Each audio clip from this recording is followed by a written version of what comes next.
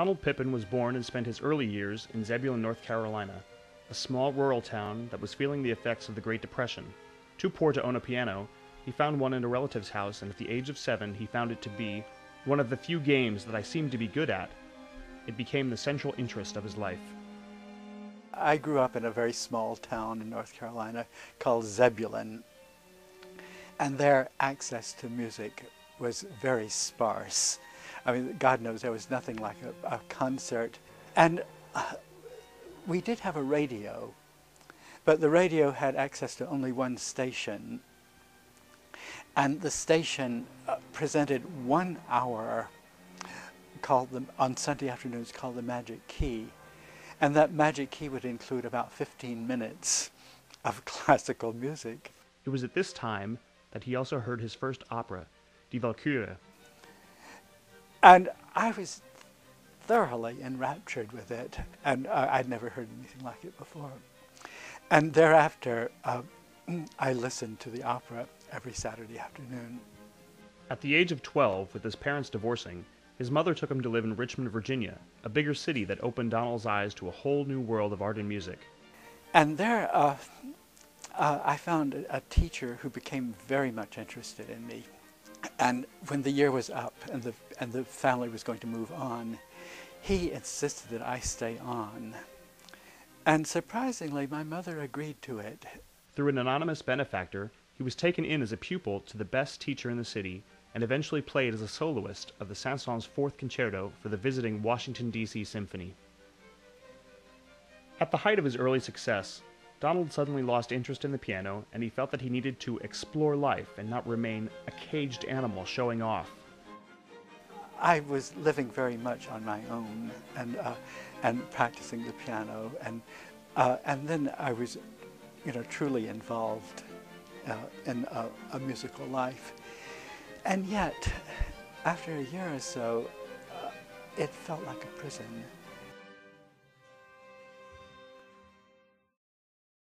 Desperate to find the time and freedom to pursue his own interests and rekindling his former passion for music, Donald dropped out of Harvard in the fall of 1945 and got a job as a piano accompanist to ballet classes in New York. It was there where he refound his vocation to play the piano.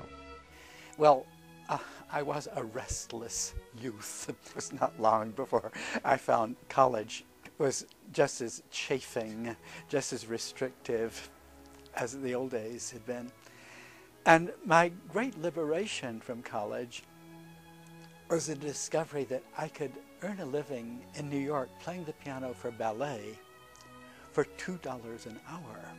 Through this, the old passion did reawaken. I suddenly wanted, to really play the piano as well as I was capable of doing, which meant systematic, hard work. It meant rigorous teaching, and it meant making up for 4 or 5 lost years. Wanting to see how far he could go in mastering the piano and becoming a well-rounded musician, Donald then received his next marvelous turn in life, a letter from a high school friend, Ben Johnston, who had been studying with the avant-garde composer Harry Partch on a ranch in Northern California. Johnston invited Donald to come, and Donald gathered money for a ticket and headed to California. Well, this was just the outlet that I had been looking for. And so I hopped on a bus right away and got there. From there, I came down to San Francisco and fell in love with the city immediately. And then about a year later, on one fateful night, I wandered into the Hungry Eye. Well, it had just been taken over by Enrico Benducci. And it was absolutely deserted. I came with a friend. And Enrico, of course, is very ebullient.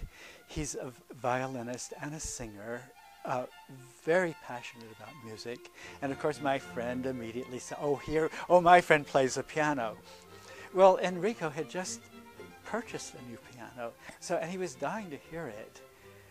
And, I have never been are eager to play the piano in these impromptu circumstances. I just don't like doing it. But Enrico is, you know, somebody that you can't say no to.